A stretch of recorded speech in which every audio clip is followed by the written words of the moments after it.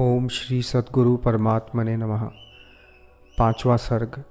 श्री रामचंद्र जी के शरीर में कृष्णता आदि, वैराग्य आदि और राजा द्वारा उसके कारण की जिज्ञासा तथा श्री वशिष्ठ जी के उत्तर का उपक्रम। इस प्रकार श्री रामचंद्र जी की चित्त शुद्धि के लिए साधनभूत दिनचर्या का वर्णन कर उसके फल रूप वैराग्य की साधन सामग्री को कहने की इच्छा से उपक्रम करते हैं।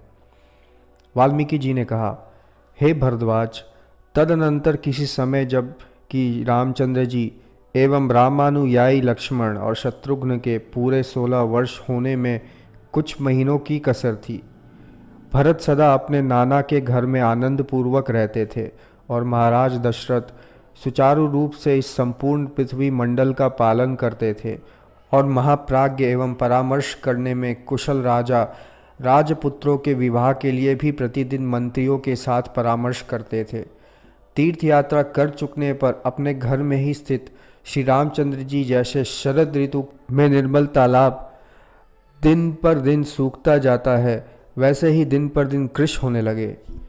जैसे भ्रमर पंक्ति से युक्त पाकावस्था में अधिक खिला हुआ सफ़ेद कमल पीला हो जाता है, वैसे ही राजकुमार का विशाल नेत्रों से युक्त मुख पीला पड़ गया। कपोल में हाथ रखे हुए और पद्मासन में बैठे श्री राम जी सदा चिंता से ग्रस्त चुपचाप और निश्चेष्ट रहते थे। उनका शरीर कृश हो गया था, चिंता उन्हें नहीं छोड़ती थी। वे सदा दुखी और उदास रहते थे। चित्र लिखित के समान वे किसी से कुछ भी बोलते नहीं थे।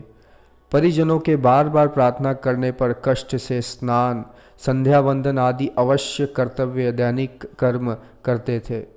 उनका मुख कमल मलान हो गया था। विविध गुणों के आगार श्री रामचंद्र जी को पूर्वोक्त चिंता आदि से युक्त देखकर उनके भाई लक्ष्मण और शत्रुघ्न भी उसी अवस्था को प्राप्त हुए। सभी पुत्रों को दुखी देख और कृश देखकर रानियों के साथ महाराज दशरथ को बड़ी चिंता हुई। हे भरद्वाज महाराज, पुत्र तुम्हें कौन सी बड़ी चिंता है, इस प्रकार बड़ी मधुर वाणी से बार बार पूछते थे, परंतु रामचंद्र जी उनको कुछ भी नहीं बताते थे। पिताजी, मुझे कुछ भी दुख नहीं है, यह कहकर कमल नयन श्री रामचंद्र जी पिताजी की गोद में जाकर चुपचाप बैठ जाते थे। तदअनंतर महाराज दशरथ ने राम किस लिए खिन्न है, यह वक्ताओं में श्रेष्ठ तथा संपूर्ण कार्यों के ज्ञाता श्री वशिष्ठ जी से पूछा। दशरथ जी के यूँ पूछने पर विचार कर महर्षि वशिष्ठ जी ने राजा से कहा, राजन, इसमें कुछ कारण है, पर श्रीमन आप दुखी ना हो। जैसे संसार में पृथ्वी जल आदि महाभूत सृष्टि और प्रलय के बिना छोटे मोटे कारणों से वृद्धि और क्षय रूप विकार को प्राप्त नहीं होते, वैसे ही सत्पुरुष भी छोटे मोटे कारणों से क्रोध, विषाद और हर्ष के वशीभूत नहीं होते। पांचवा सर्ग समाप्त।